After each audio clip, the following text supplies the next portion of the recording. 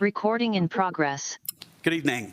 Tonight is a city council meeting, the city of Louisville, Colorado. And why don't we get roll call?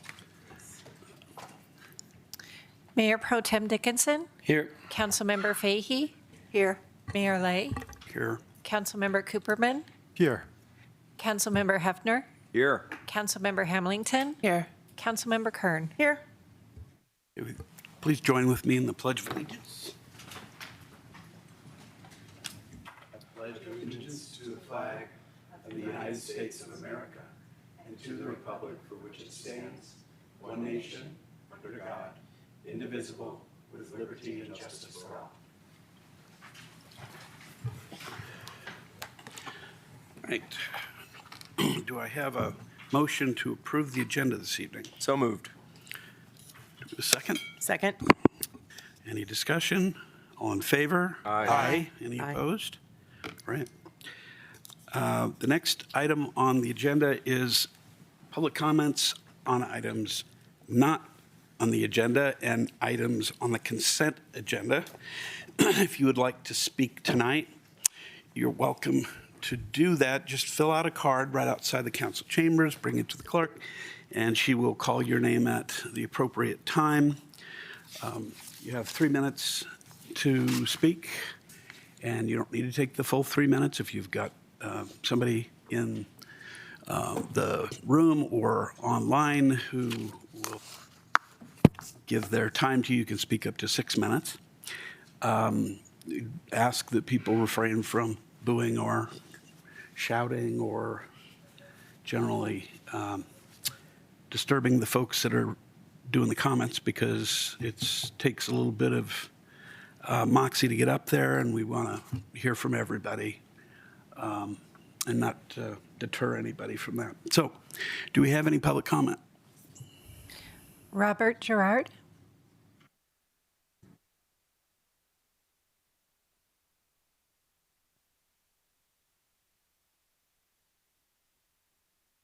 One second, sorry, we don't have a microphone for you. There you go. So I wrote out my comments, and so I'm just going to do this extemporaneously, because if I don't finish in the time, you can still read the comments. So last time I was here, I talked about the $70 million between Boulder and the state that they're giving to the festival that's coming, all right? So even over, that's a 10-year deal, that's $7 million per year. And some of that's in grants and licensing, of course. But what they expect to get out of that is $500 million over the same 10 years. And of course, that's an S curve. So you're not going to get the full return the first year or two. This business situation that I'm talking about is very similar. And the business model that the writer has to go through the literary agent, through publishing houses, is extremely difficult and kind of unnecessary. Whereas with the business model that wraps itself around the city, and the city is integrated into the books. So what I'm proposing is a literary foundation, just like you have an arts foundation. The arts foundation deals with things that are visible, but the literary foundation is going to deal with a whole different set of problems. And literacy, is becoming really touchy area because of AI and different factors. We could offer an AI-free publishing house in this city. You have the resources not only of the test audience, the kids, and I'm saying kids in particular, that are started on chapter books, and just about that age and on. And you could focus like that and become branded. Like the city of Louisville could be a brand for a publishing house. Publishing houses are not that hard to start. You just need 2 or 3 people to do the proofreading, and then you have a system for putting it out. And you need a publisher, either a local publisher or Amazon. At any rate, what I'm talking about is really big business. I mean, you have Harry Potter. The difference between our book and Harry Potter is that the magic is in what he speaks. The overall goal of Prince Ralphie is to be a playwright. So I'm teaching kids how to use language, sentence structure, poetry, prose. We get it all. Anyway, I think it's a model worth considering, and I will be back next week to talk about why the artist in the community is important. Thank you very much. Thank you. Okay, looks like we don't have any other public comments. So can I get a motion concerning our consent agenda this evening? Move that we pass the consent agenda. Second. All in favor? Aye. Any opposed? Okay. Council informational comments and committee reports are next. I'm going to jump ahead on this and just say a huge thank you to staff, and particularly Iris Belitsky, who did with the rest of our staff an absolutely phenomenal job yesterday with the Labor Day parade and the activities around it. It was so much fun. And I'm always amazed at how it goes off, because there were, I think, more folks in it than ever this year, and it just went on quite some time. And a lot of people had a lot of fun, kids, families, and everybody else who showed up, and definitely the people who were in it, which included most of us here. So all of us here, actually, in various ways. So thank you for all of that. And thanks for council being involved in it too. Go ahead. Any others? Informational comments? Yes. Thank you. I wanted to thank our economic vitality manager, Vanessa Zarate. We had a really great business beat last week, well attended, and I wanted to thank all the business owners who were there that lent their voices to a really interesting and necessary conversation. So thank you.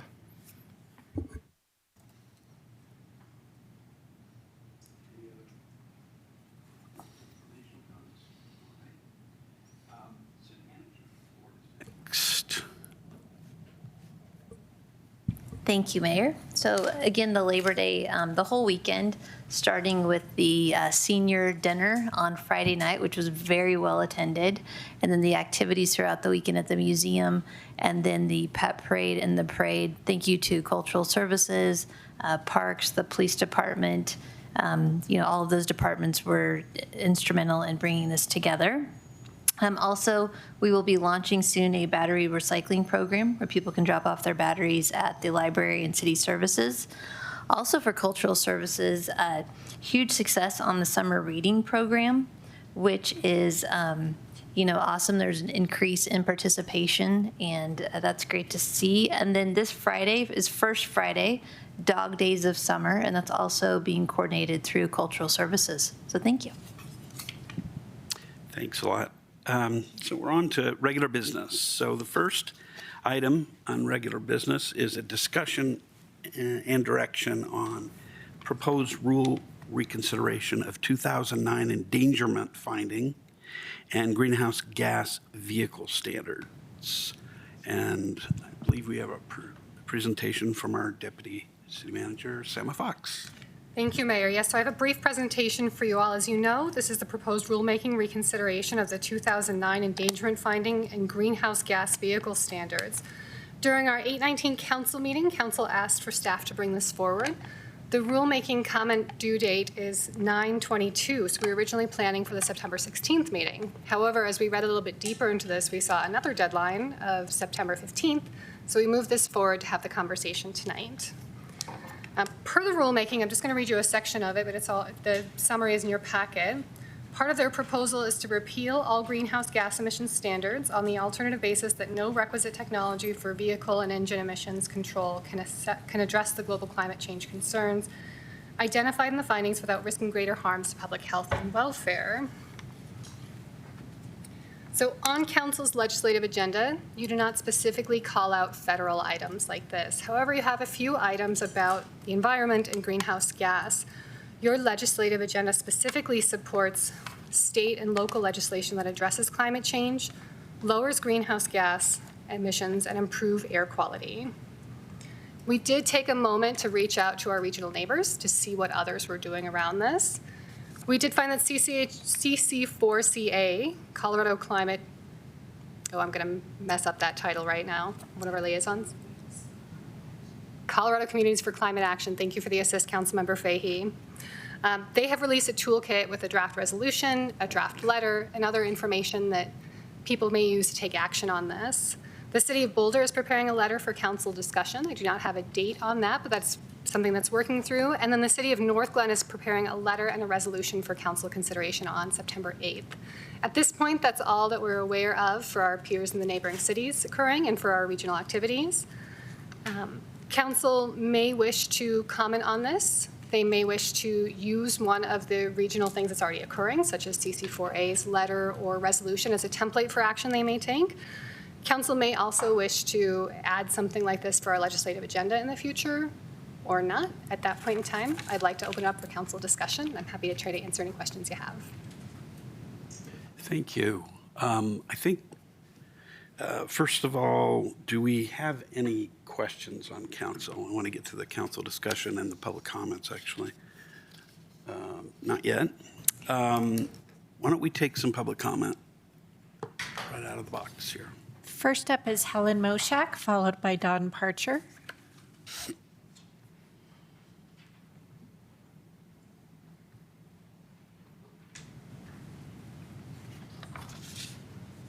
Hello, my name is Helen Moshak, and I'm a resident of Louisville. I'm urging the council to take swift action in response to the EPA's proposal to repeal all greenhouse gas emission standards, a dangerous move that threatens public health, environmental integrity, and the progress our community has worked so hard to achieve. I ask the council to expand the council's legislative agenda to include federal rulemaking that impacts climate, air quality, and public health. 2, adopt a resolution reaffirming support for science-based climate strategies, including the EPA's 2009 endangerment finding, and rejecting efforts to dismantle it or weaken federal climate programs. And 3, direct staff to submit formal comments to the EPA on behalf of the City and Council by the September 22nd deadline to participate in the democratic process and publicly reinforce Louisville's commitment to evidence-based climate action. Louisville is committed to sustainability. Now is the time to speak up and stand with communities nationwide working to protect our planet and future generations. Thank you. Thank you, Helen. Next up is Don Parcher. Don Parcher, 378 Grouse Court, Louisville, and granddad to Jack and Owen. And I strongly recommend doing whatever you can to make your opinion known that the EPA's intent to repeal that endangerment finding is not a good idea. This seems like a no-brainer to me. It seemed like the least that can be done here. We'd like to do a lot more, but please do what you can to protect our. I just feel like, again, I've told you, I just feel like we're past the point of no return, maybe, for saving life on Earth because of climate. So we have to do everything we can. This is a small thing that I strongly encourage you to do. Thank you very much. Thank you, Don. Okay. That is the extent of public comment on that. Let's take it back to council, and I'm going to pick on Josh because it was his initial idea to bring this up for council consideration, and we did. So I'll defer to him. I'm not really picking on him. I'm giving him the opportunity. So take it away. Thank you. Yeah, so I guess I would be most interested in the council or the city formally submitting comments to the federal government, asking them basically not to repeal the endangerment finding. I guess what I would envision us maybe saying, or at least what the structure of a letter or comments might be, is that we would tell a little bit about our own story, sort of what we've done in the city, to take climate action, how we've been affected by changes in the climate, whether or not we want to reference the flood or the fire, we possibly could. And then, as I understand, what you really want to go for with these comments is you'd want to make them unique, first of all, and you want to make them substantive. So I feel like, by telling our own story, we could make them unique. And then the way to really make them substantive is to actually cite scientific evidence in support of the endangerment fighting, for which there is plenty. So I would ask our staff, our sustainability staff in particular, to sort of pick out what they think would be the best evidence to cite, and to put that in our letter or comments, and then submit it through the appropriate channels.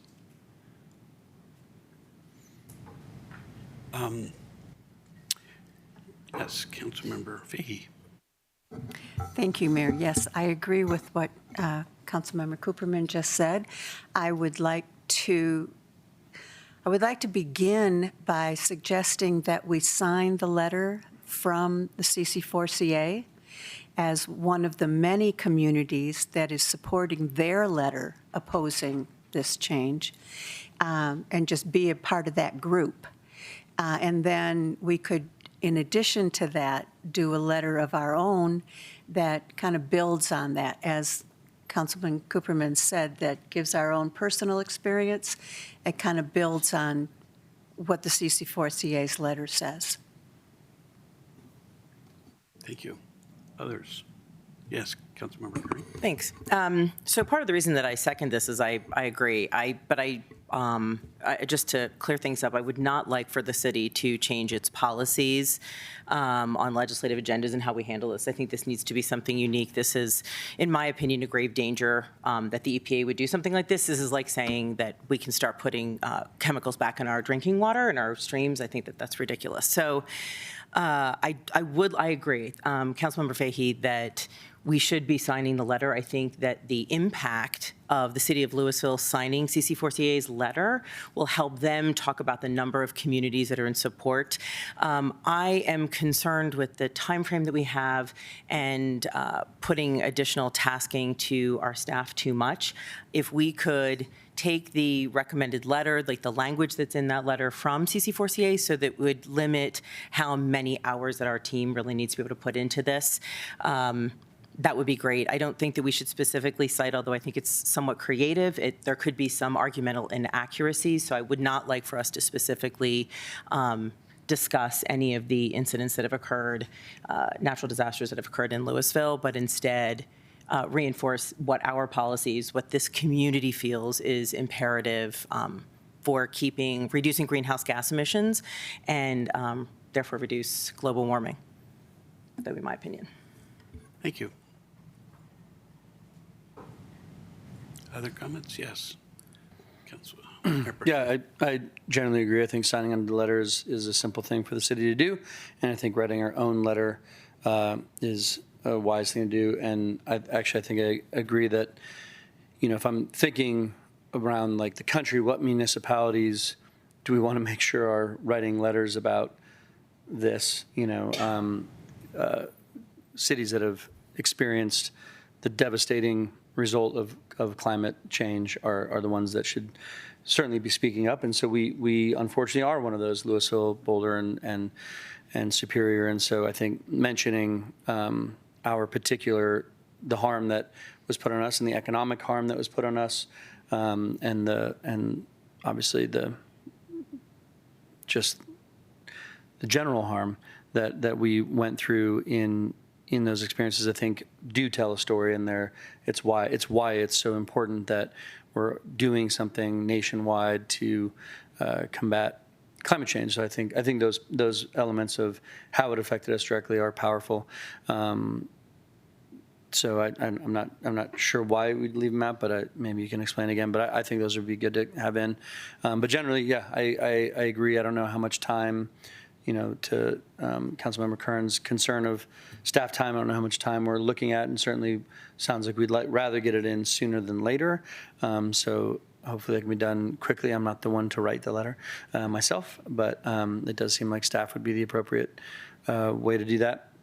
So generally agree with it, and certainly echo what's been said, that it's laughable to say that greenhouse gases aren't a problem, and unfortunately it's not funny, but certainly something we should oppose.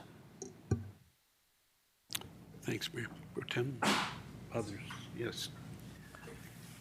Yeah, I guess I'll just, I'll express the same reservation that I did when we first started talking about this, which is there are many ongoing hot button debates in federal law and federal policy, especially with this administration, all of which, or at least many of which, are extremely important, and they're extremely important to the people who live here. And our city has limited time and resources to get involved and try and move the needle on issues of national importance, which isn't to say they're not important, but we do have to do some priority setting. And, I think doing one doesn't give me a ton of concern if we start getting into a rhythm of engaging on national political issues.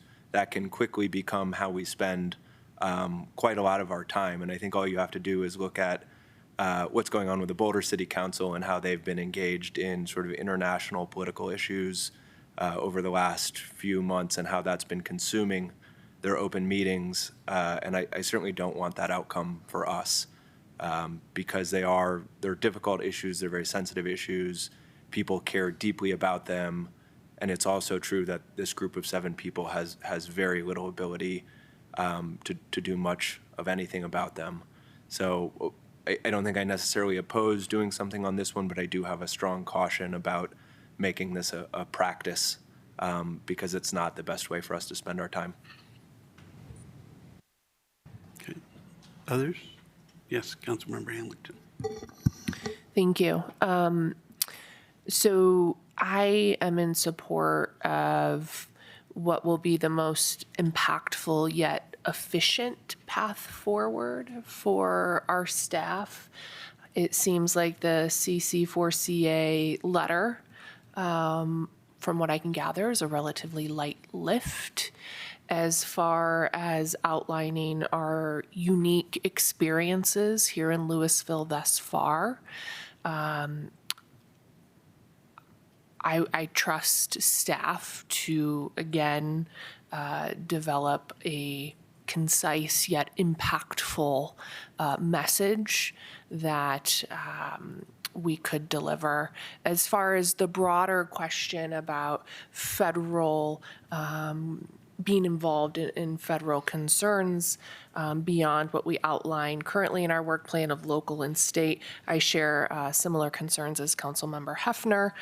We have a lot of work to do here locally, and with the current administration, we could easily be overcome with federal initiatives, but this one in particular, thank you, Councilmember Cooperman, for bringing this up for discussion, is, in my opinion, very, very important, and therefore warrants us to kind of diverge slightly from what we intended in our work plan.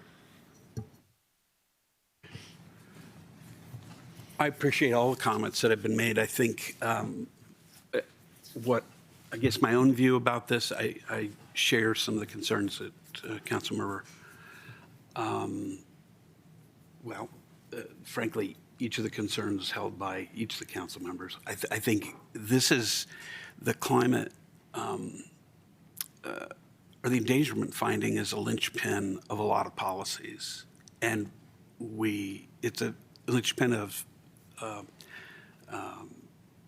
our own sustainability efforts in many ways. And certainly the money we've attracted to pay for some of those efforts, the importance of those to our citizens, I think is pretty clear. And I appreciate the comments tonight about that, and the letters, because we've gotten a lot of letters about this. And so I think doing something is far better than resting silent on this. I do have concerns about getting involved in too many. maybe surprisingly, I think there are going to be others that we're probably going to want to make comments on down the road. I don't know that for sure, but I know, at least from my perspective, there are going to be a lot of cascading effects on state and local governments from what's going on in Washington. And there will be times when I think this issue will come up. I think it is wise to exercise a great deal of caution in that, because we've got so much to do and so much on our work plan to accomplish that we need to be careful. That said, my own sense of it is that I think the CCA or CC4A letter is a good one. I'm reluctant to do a separate letter just because I think this is a time when staff is really overburdened with other things. And I think, for my part, to the point about having the most sort of impactful effect, I think it's really important to stand with other cities. And I think that in many ways makes more of a difference in this circumstance than probably a letter would anyway. You could do both. We could do both. I hear pretty much unanimous thoughts, switching to kind of thinking about what the consensus is, pretty much unanimous thoughts about doing a letter or the signing off on the letter. I think that's pretty clear. It's a question of a letter of our own, and a number of people on the council have said, it looks like 1, 2, 3, probably 4 folks. So that's more than half of us to do a letter.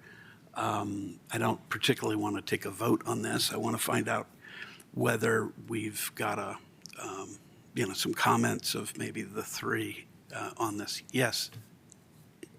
Mayor, if I may, I was going to offer just a summary of what I've heard and what could be the council direction if you all support it. So I have heard support for the CC4CA letter. I have also heard support for Louisville sending some separate comments in the form of a letter. However, recognition that that's not something that we need to be too time-consuming or exhaustive. We do have our sustainability program manager, Hannah, listening, who did help with this material. She and I can put together a letter to submit for the comments within the time frame. Other council members who are reluctant have any thoughts about that? I mean, it's fine with me. I think that may be a good way of not a unanimous, but a consensus view. So why don't we go ahead and do that? Now, the question is timing. I know that there was a comment in the materials that if they received comments by today, they would have the most likely chance of being heard or seen. I don't know exactly what that means, but how long do you think it would take to get that draft letter back to us? I think that with staff, we will aim for that September 15th timeline, which is in the earlier timeline in the rulemaking. Okay. It might make sense to send the CC4A letter We in can certainly advance do that of sooner. Yep. There's no reason to hold that up, Yeah. I think, right? Okay. And then you bring the other letter back and we can, or are you going to send it straight on? We plan to send it straight on. Okay. Yep. Very good. Very good. All right. Do you need any more direction from us? Okay, thanks. The next one, only a small item. City manager's recommended 2026 supplemental budget presentation. It looks like Director of Finance is going to be making that presentation. And am I right, or is it going to be a tag team? You are correct. Okay. Would you like to start us off, or do you want me to just get going? Very good. I'm going to get going. Good evening, everybody. Good evening, Mayor, council members. This evening, you'll be receiving a presentation of the city manager's 2026 recommended supplemental budget. Before I get going too far, I have a few thank yous I want to get through. While I have the privilege of presenting this evening, it is the work of many that got us to this point, the efforts of many, starting with our city manager and deputy city manager. Thank you for your work and guidance. I would like to thank the Finance Committee in its entirety, specifically Chair Hefner, Councilmember Cooperman, and Hamilton for their significant efforts and work. I'd like to thank my department heads for all their work and for their staff. This is a monumentous task. I'd like to thank financial analyst Mahir Mansourabadi for a lot of the work for putting together the budget and a lot of the materials you have in this evening's packet. I would also like to express my appreciation to the entire council for your deliberations, direction, moxie, and hard choices made during the July 23rd budget retreat. The retreat took nearly the entire 5 hours, but that input and direction allowed the staff to make significant progress towards presenting a structurally balanced plan for you this evening. We are experiencing turbulent times of uncertainty and economic headwinds. We have later included a slide in this presentation that highlights some of the difficulties other entities are facing. It's a credit to this council and to previous ones for their steadfast dedication to conservative principles, adherence to our financial policies, which have positioned us advantageously. So today's presentation is a result of significant work to date in developing the 2026 supplemental budget. The budget as presented is structurally balanced. By law or by code, we are required to adopt a balanced budget. By GFWA best practices and financial policy 5.3, you are to adopt a structurally balanced budget, which means your ongoing revenues are equal to or greater than your ongoing expenses. I would like to highlight the following items in the 2026 supplemental budget, essentially changes from our base budget. Market pay adjustment for our sworn police officers, a set aside to join the Boulder County Office of Disaster Management, significant investments in IT, security, and process improvements, the Marshall Fire Building Permit rebate set aside, a multitude of community events, the 150-250 celebration next year, Marshall 5-year anniversary, city council sponsor event fund, and expanded holiday lighting. And I bolded this last bullet point, a structurally balanced 2026 budget. As I alluded to earlier, some of our neighbors are facing budgetary challenges in the region. Cities, counties, and the state are facing these challenges, significant deficits, budget cuts, and staffing reductions. Again, it's a testament to your council and previous council's financial discipline, stewardship of our resources that have placed us in this fortuitous position to have a structurally balanced budget before you today. I'd like to highlight the significant work that has gotten us to today, beginning last year with the adoption of our city's biennial 2-year budget, Monday, November 4th. Tuesday, July 1st, the Finance Committee held a special meeting on the 2026 budget. A lot of work was done on Wednesday, July 23rd, our City Council's annual budget retreat. In August, the Finance Committee met again to present a budget update and a retreat recap. I stand before you today with the City Manager's recommended budget. You'll see me 2 more times at least for the final budget presentation the 3rd Tuesday of October, and for adoption the first Monday, November 3rd, along with the mill levy adoption.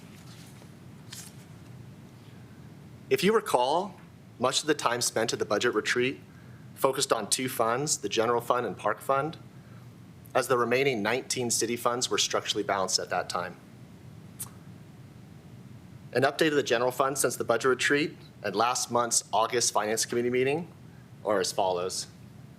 Council and Finance Committee supported the staff's recommended pathway to achieve a structurally balanced budget for the general fund in 2026, and those were: we reduced the abatement line item to align with trends.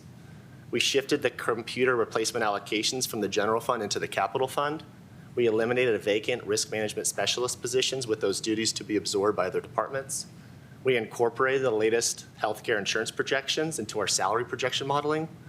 And we have retained the wind-hail deductible buy-down by resetting our coverage consistent with levels from 2020 to 2024.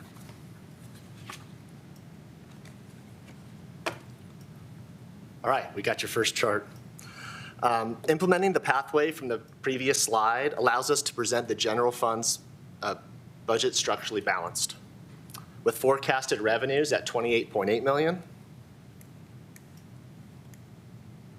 the blue bar, of which 1 million is one-time, 27.8 is ongoing. Our total general fund forecasted expenses at 29.9 million, of which 27.8 is ongoing, 2.1 would be one-time. The 27.8 and the 27.8 is how you achieve structurally balanced. Within the red bar, the expense side, 2.1 is one-time, of which a large portion is 1.7 for the Marshall Fire permit set aside. Of note, this also incorporates approximately 1.5 million in operational turnback. Zooming out on this slide, you just saw 2026, so this shows the forecast for the general fund. It's been updated, and you'll note throughout the model, your fund balances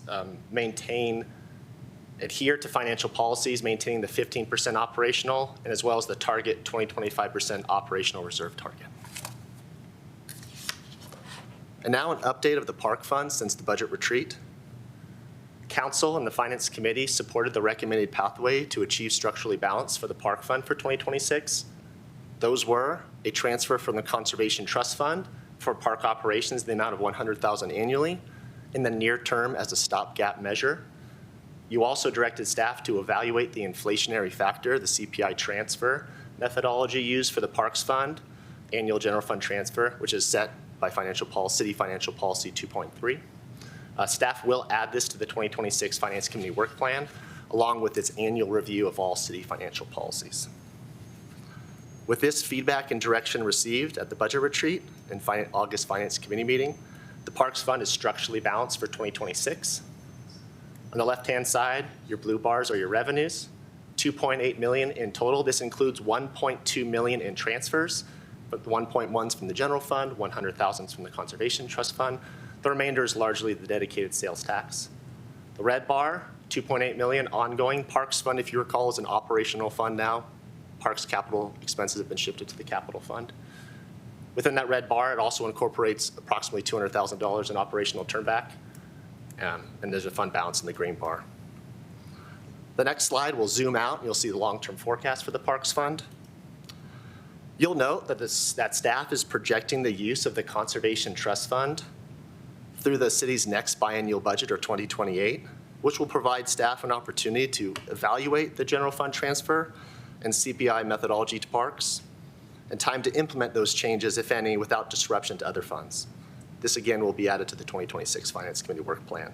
Additionally, with a near-term application of the Conservation Trust Fund, there are no adjustments to any capital projects that were previously funded by this Conservation Trust Fund in our CIP program due to this near-term or short-term transfer. Your other funds. All remaining city funds in your 2026 budget are structurally balanced.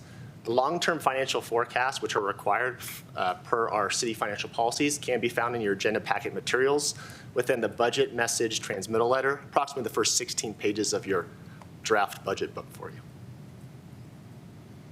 The next few slides will highlight the adjustments made to the 2026 budget, essentially changes from our base budget.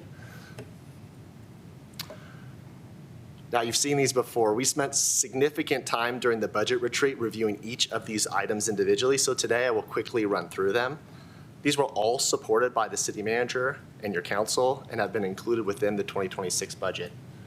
Market adjustments to sworn police officers, the Boulder County ODM buy-in, IT software maintenance to keep up with inflation, the annual external audit costs that includes single audits if required and ACFR preparation, travel, training, and meetings budget enhancement for libraries, efficiency systems and process improvement contingency funds within the CMO office, the developed impact fee update, continuing the potential or resident-led initiative special election, the Marshall Fire 5-year anniversary celebration, utility billing and tax collection administration software upgrades, additional police vehicles, additional vehicle for community development, electric vehicle, library public copier replacement, Owl Park fence replacement, continuing.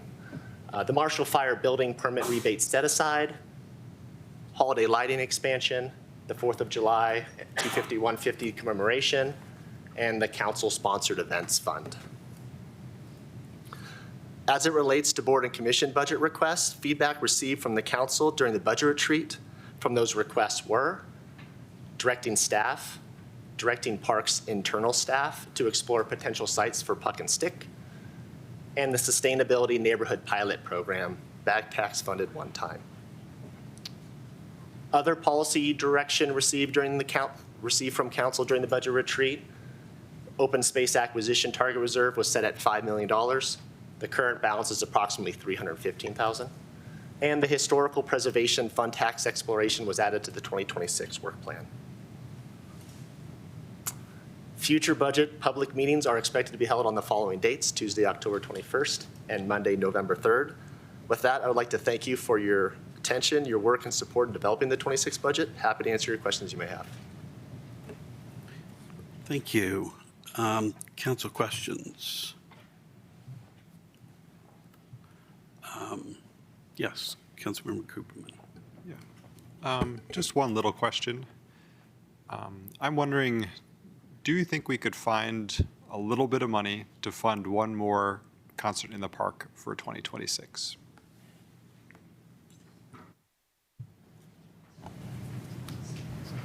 I would offer, we have Brandy here in the audience if she would like to come up and address that, because I know that that's a discussion that they're having for different ways to provide different events for next year. Thank you, Brandy. Thank you, Councilman. We are certainly looking into what it would take to find those additional, it's about $2,000 to $4,000 to provide that. The team right now is currently looking at what it would take to diversify our funding for some of these projects that are so well beloved by our community, and make sure that we're assessing our alignment with our resources to those. So yes, we can explore it. At this point, I cannot guarantee it. Okay, thank you. The one question I had, it was just wanted you to go back to the park fund forecast slide. It looks like it's 11 in your packet. It looks like we drop below the fund balance drops below the minimum reserve projected in 2030. Can you talk just a little bit about that? Yes, Mayor, keen observation. By 2030, we do drop below the 15% operational reserve within the Parks Fund. You could note that the CTF transfer, 100,000 transfer occurs for 3 years, then stops. We certainly have a plan, staff has a plan to address the imbalance in parks. We just don't have that plan in concrete yet. So these forecasts are really useful and helpful in seeing these things come in. 2030 is a few years from now, but we'll be here before we know it. So we'll start working in the immediate to address that. That sounds like a stay tuned. Yeah, okay. Yes, Mayor Pro Tem. Didn't you say that this graph does not include a potential increase or change to the CPI calculation that research could create the change that makes this work? Pro Tem, that is correct, yes. Any other questions? All right. Why don't we take public comment if we have any? First up is Helen Moshak, followed by Susan McEckert.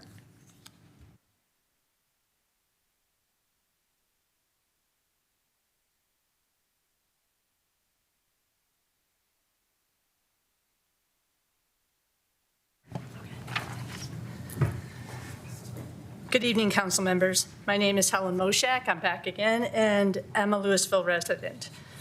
I'm speaking on behalf of LOSA, the Louisville Open Space Advocates, to urge you to invest in all of Louisville's green spaces, both parks and open space.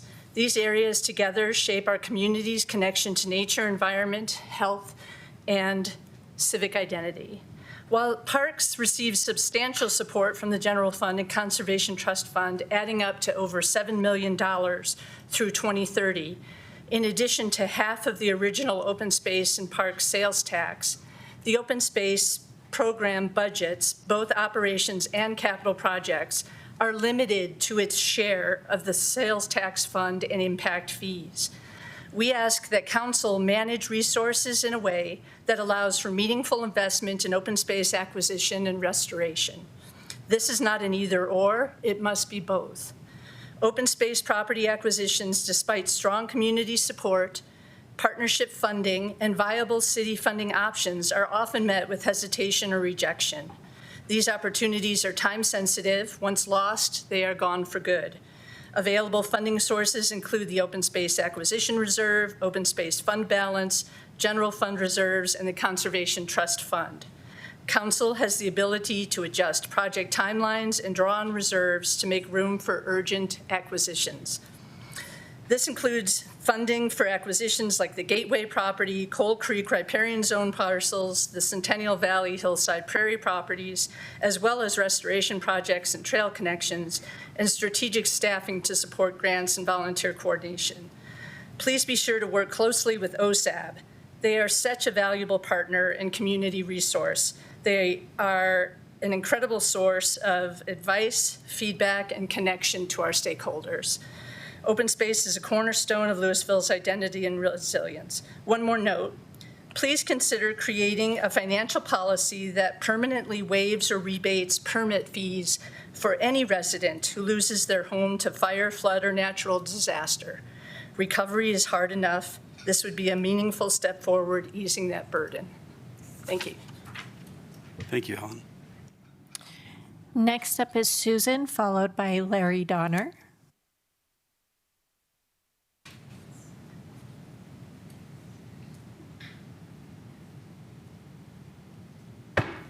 Hello, City Council. This is Susan McEachern. I'm chair of the Open Space Advisory Board and a Louisville citizen.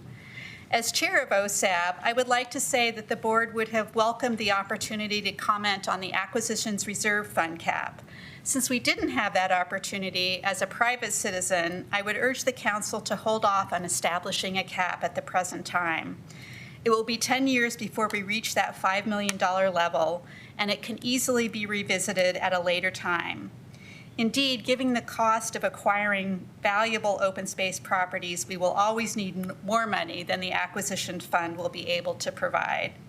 We will always need more funding than the acquisition fund can provide, so I hope that we can think about alternative methods of acquiring those really important open space properties.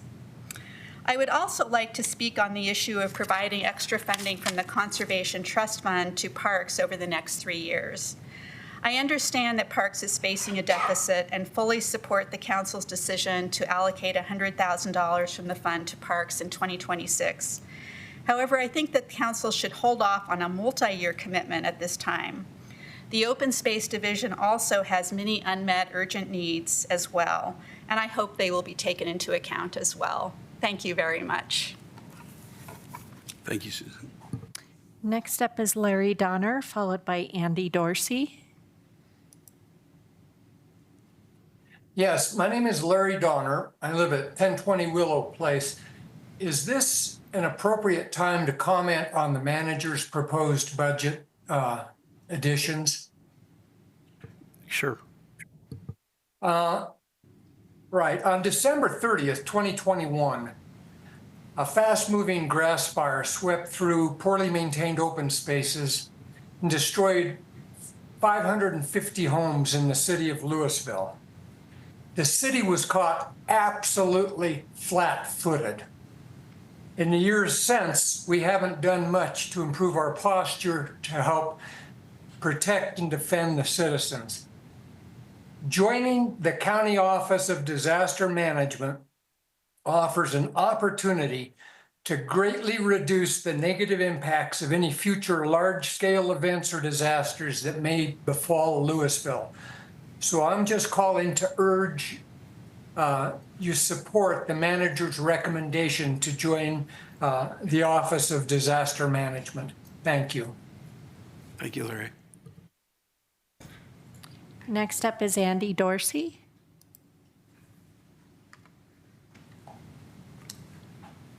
Good evening. I'm Andy Dorsey. I live on Cliff Rose Lane in Louisville, and I'm also the vice chair of OSAB.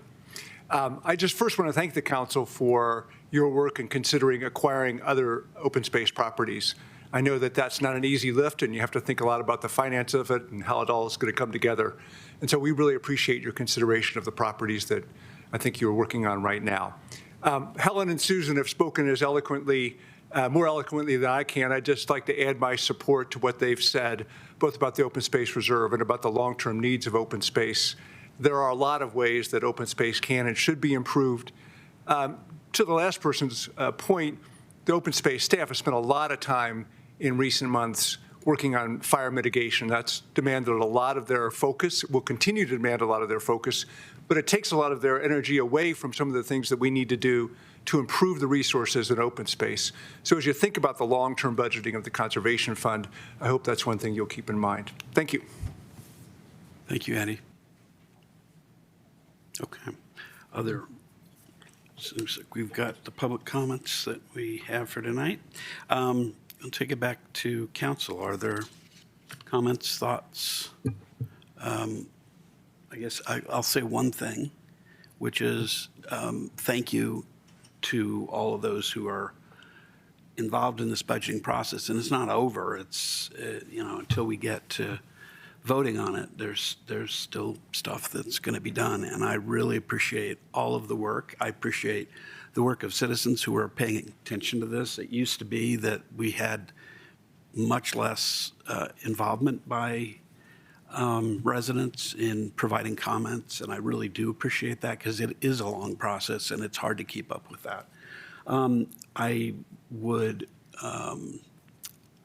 be remiss not to thank the Finance Committee, which has done a marvelous job helping guide that from a policy level, and I can't speak highly enough of that either in council for, I think, just a terrific budget retreat.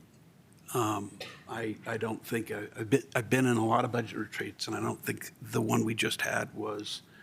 I think it was the best one I've had in my memory. So I appreciate that work. And so, others, comments about the budget? Yes, Mayor Protem. Yeah, I mean, I think first I just want to comment on the topic of parks and open space, and I think that it's going to be interesting for us over the next several years to, we have an incredible percentage of our community is sort of parks and open space, which is fantastic. And we're also looking to spend millions of dollars on increasing those things, which then when we have more of it, there's more maintenance. And, I think sometimes we don't talk enough, I think, about the quantity we're going to get in Red Tail Ridge over the next few years and what that's going to mean from a maintenance perspective. And so we're adding and adding and adding in a community that already has basically more open space than any other community I've ever been in. And so it's one of those, it's a little bit hard for me to figure out what 10 years from now is going to look like, and, how much funding we're going to have for that. We just increased that tax, and then we're sitting here going, we don't have enough money for parks and open space right after we increase the taxes, and we're going to purchase a bunch more open space that we have to manage, right? So I think it's just one of those things to think about as we move forward. The other thing, if you don't mind throwing up right of the long-term general fund balance, I just had this memory, and I think it's just, I wanted to give this to all of you because I was going through this experience myself, is that whether it was maybe 4 or 5 years ago on the Finance Committee, I remember Dennis Maloney and I kind of battling over, how much money we had above the target line. And I'm like, shouldn't we have about the target line? Isn't that the point of a target line? We have all these millions of dollars above our target line. Isn't it healthy and fine and wise to spend our general fund down to the target line in useful, wonderful ways for our community, and not to just be hoarding a bunch of extra money above the target line? And one of his comments was, well, I don't think the target line's high enough. I don't want to be down at that line, because if we're down at that line, it's kind of scary. I'm like, isn't the minimum reserve line kind of the scary line? We've got to stay above the minimum reserve, but the target is kind of a hopeful thing that we're hoping to get to one day, up to that target, but we got to stay above minimum. He's like, well, I don't think either line's high enough, if I'm being honest. And so we moved both lines up. We increased the minimum balance requirement and increased the target reserve so that it wouldn't be so scary if we got near those lines. And I'm just kind of noticing, I think we kind of get in the same thing. You get like really scared to get near those lines, which are now higher than they were. And so I think it's just more of a psychology thing that it's, and you pointed out, Chris, on the parks, like, oh my God, we're going to get right to the line it's supposed to be at. But that's a minimum. So is it supposed to be at the minimum? It's harder. But I almost want to get rid of the target if it's not a target. Like if it's a number that we are scared to get to, that it's not much of a target, right? We're concerned about getting close to our target. That just seems odd to me. And so it's more of a bigger conversation for the out years. And as we continue to have these conversations is how do we look at this? How fear-based are we? Like, I don't like that decline, but at the same time, I would love to see that green bar drop right to the white line next year and have it be going up in the future years, right? And that's what we talk about is, like, is there something we can do that uses these funds that takes the direction in the other direction as opposed to having it and losing it over time. So I don't have a constructive like that. Therefore, we should do this today, or we should change our budget, guys. I think we've done a great job. I think it's fantastic. I was just thinking about it today and wanted to say it in a public setting to all of you that, I think we just all need to keep, thinking about what these lines really mean and how we're using them and what our goals are. And to your first comments, Director Bailey, this is unbelievable. In this day and age with the communities around us, we are looking at potentially being $5 million above our target 5 years from now. That's the strife that we're in right now. And not only that, but it's a higher target than we used to have as a percentage. So it's phenomenal. Like, we are in a phenomenal position, and that is due certainly to councils before me, this council, this staff before this staff. It's really great, and I don't think enough positive things can be said about the work that everyone's done. And I do, again, appreciate the Finance Committee that I am not on currently for all your hard work in having these meetings every month and doing the like we like to say, the heavy lifting of this work. And I appreciate, like most of our residents do, the result of it. So thanks for all your hard work. Councilmember Cooperman. I appreciated those comments, and one of them brought up a question for me.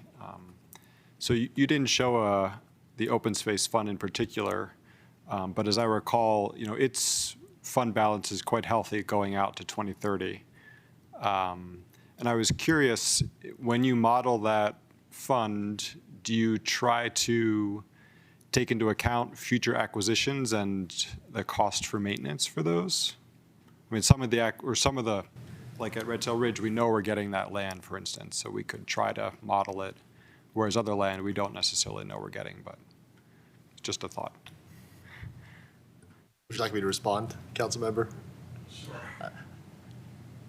It's a very good question. We do model anticipated and projected increases to existing staff, but not potential future staff needed for more parcels owned. So it kind of gets a little bit out to the unknown for us to model.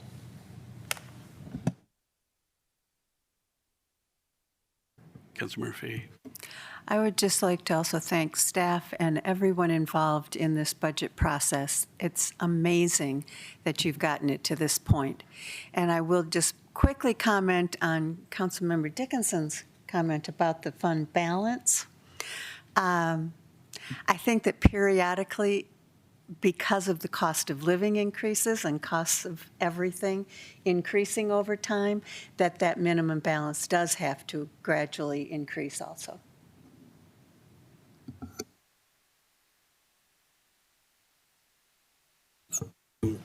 I would make one last comment, and Councilmember Dickinson and I have had this discussion before, and I know they've been lively discussions that you've sparked or added to over 6 years, and being a part of those earlier councils that I think drove up the targeted balance numbers. I think one thing we do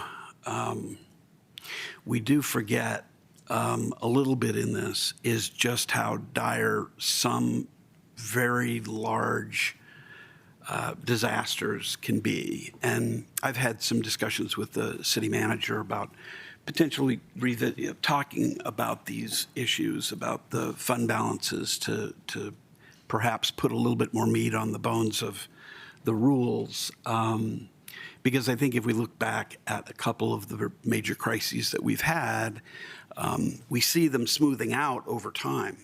But during those times, there's huge, fire, for example, huge amounts of money that are coming that need to be paid out right away, not necessarily all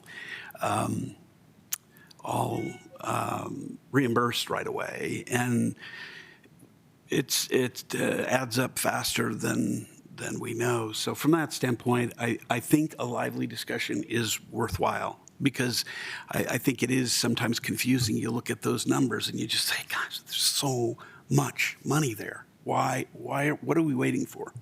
And it's a legitimate question. I think there are very legitimate answers. And I think in the past, I can tell you from my experience, we have been relatively conservative.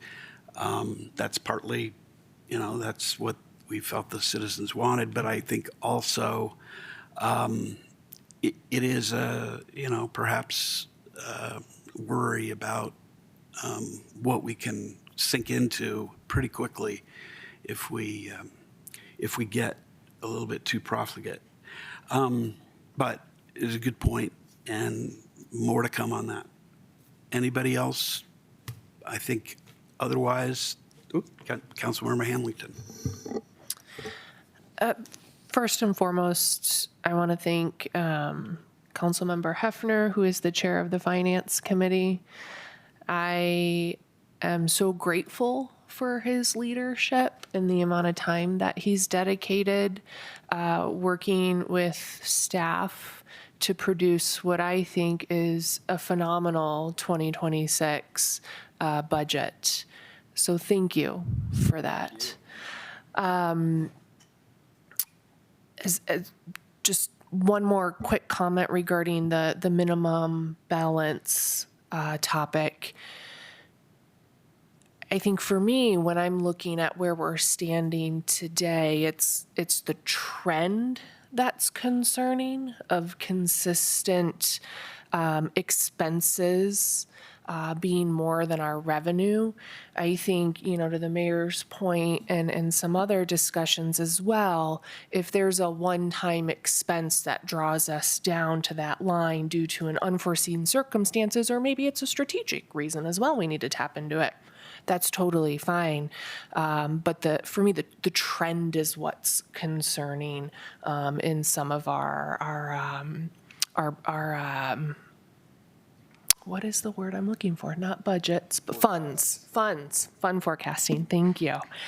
So I look forward to discussing this some more if we end up putting it on an agenda in the future. But for now, thank you, Councilmember Hefner, for your work, and staff as well.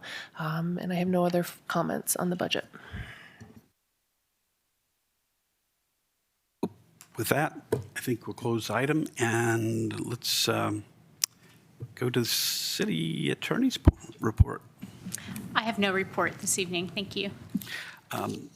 Council members, any identification of future agenda items? Okay, I think we're good on that. Do I have motion to adjourn? Second. All in favor? Aye. Any opposed?